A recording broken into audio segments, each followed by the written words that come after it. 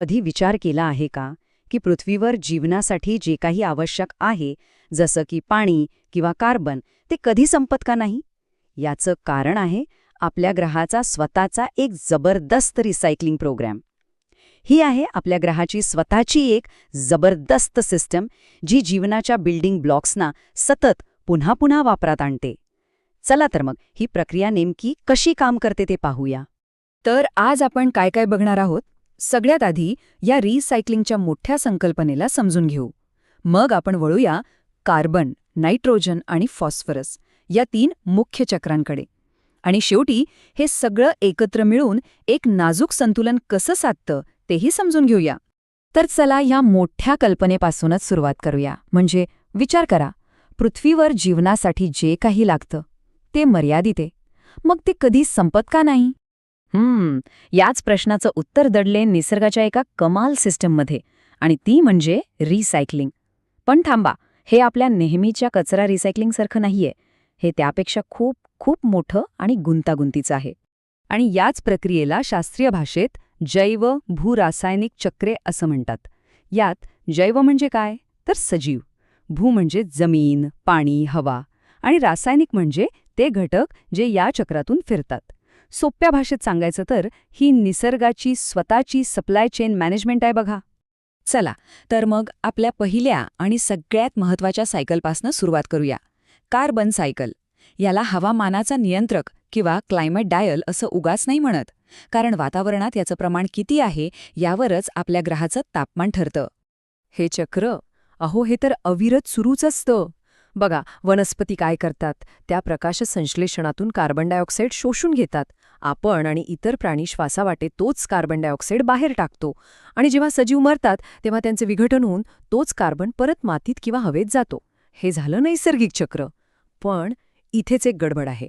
आपण जीवाश्म इंधन जाळून या चक्रात अब्जावधी टन एक्स्ट्रा कार्बन टाकतोय, आणि त्यामुळे सगळं संतुलनच बिघडतंय. बरं, मग प्रश्न येतो की हा एवढा सगळा कार्बन जातो कुठे? तर याचा सगळ्यात मोठा साठा आहे महासागरांमध्ये. ते एका प्रचंड मोठ्या स्पंजसारखं कार्बन शोषून घेतात. त्यानंतर नंबर लागतो गाळाच्या खडकांचा. म्हणजे काय, तर लाखो वर्षांपासून जे मातीचे आणि सेंद्रिय पदार्थांचे थर साचलेत ते. आणि आपली जंगलं, तिथेही प्रचंड प्रमाणात कार्बन साठवलेला असतो. आणि म्हणूनच हे कार्बन चक्र इतकं महत्वाचं आहे. हेच तर आपल्या हवामानाला कंट्रोल करतं. पण जर हे असंतुलित झालं तर ग्रीनहाऊस गॅसेस वाढतात. समुद्रात जेव्हा खूप जास्त कार्बन शोषला जातो तेव्हा समुद्राचं पाणी ॲसिडिक होतं, ज्याला सागरी आम्लीकरण म्हणतात. हे तिथल्या जीवांना खूप धोकादायक आहे. आणि जंगलतोडीमुळे तर काय होतंय, तर वातावरणातून कार्बन शोषून घेणारी आपली नैसर्गिक फॅक्टरीज आपण बंद करतोय. चला आता वळूया नायट्रोजन चक्राकडे. हे कार्बनपेक्षा थोडं जास्त कॉम्प्लेक्स आहे, पण तितकंच महत्वाचं. का?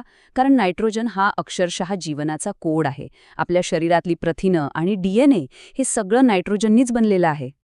हे ऐकून आश्चर्य वाटेल, पण आपल्या आजूबाजूच्या हवेत तब्बल 78% नायट्रोजन वायू आहे. 78%. पण गंमत बघा, एवढा सगळा नायट्रोजन असूनही बहुतेक सजीव तो थेट वापरूच शकत नाहीत.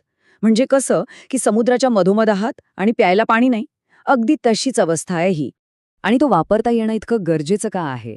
कारण आपल्या शरीरातली प्रत्येक पेशी, प्रत्येक प्रोटीन आणि आपला जेनेटिक कोड म्हणजे DNA यापैकी काहीही नायट्रोजनशिवाय बनूच शकत नाही.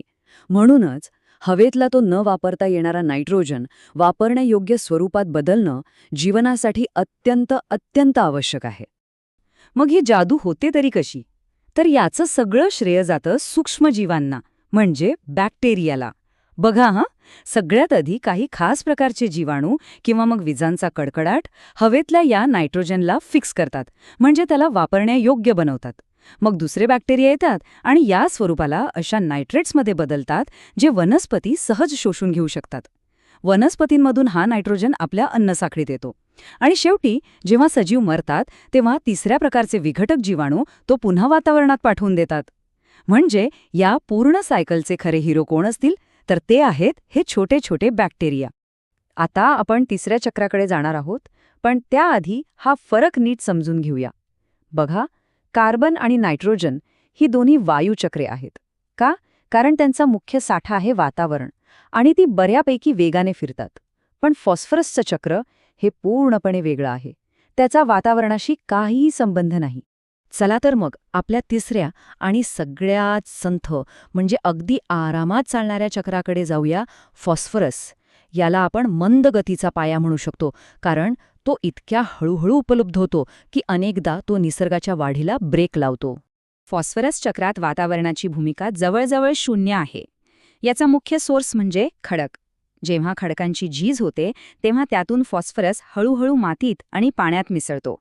तिथून वनस्पती त्याला शोषून घेतात आणि मग तो अन्नसाखळीतून आपल्यापर्यंत पोचतो आणि सजीवांच्या मृत्यूनंतर तो पुन्हा मातीत परत जातो. बस इतकं सोपं आहे. एक अतिशय स्थानिक आणि संथ गतीचं चक्र.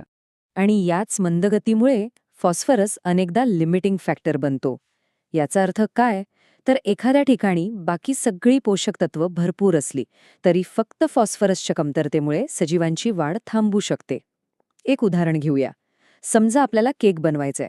आपल्याकडे पीठ आहे, साखर आहे, सगळं आहे, पण बेकिंग पावडरच नसेल तर केक फुगणारच नाही. फॉस्फरसचं काम अगदी त्या बेकिंग पावडरसारखं आहे. लागतो कमी, पण त्याशिवाय वाढच शक्य नाही. आत्तापर्यंत आपण ही 3 चक्र वेगवेगळी पाहिली, कार्बन, नायट्रोजन, फॉस्फरस. पण खरं सांगायचं तर ती अशी वेगवेगळी कामं करतच नाहीत. निसर्गात प्रत्येक गोष्ट दुसऱ्या गोष्टीशी जोडलेली असते.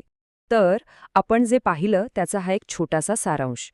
कार्बन, जो हवामान नियंत्रित करतो.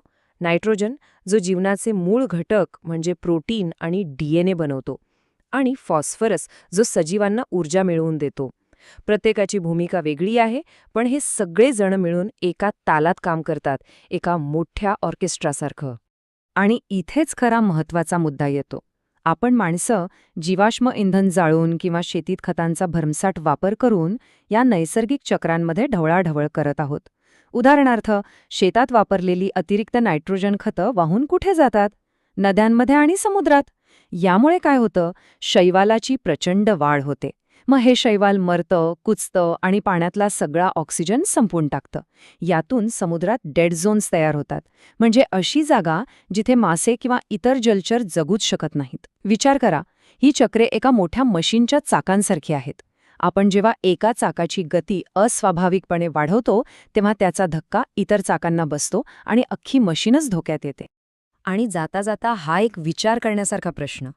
जसजसा आपण ह्या नैसर्गिक रिसायकलिंग सिस्टीममध्ये आणखी हस्तक्षेप करत जाऊ, तसतसं भविष्यात आपल्याला आणखी कोणत्या अनपेक्षित आणि गंभीर परिणामांना सामोरं जावं लागेल यावर नक्कीच विचार करायला हवा.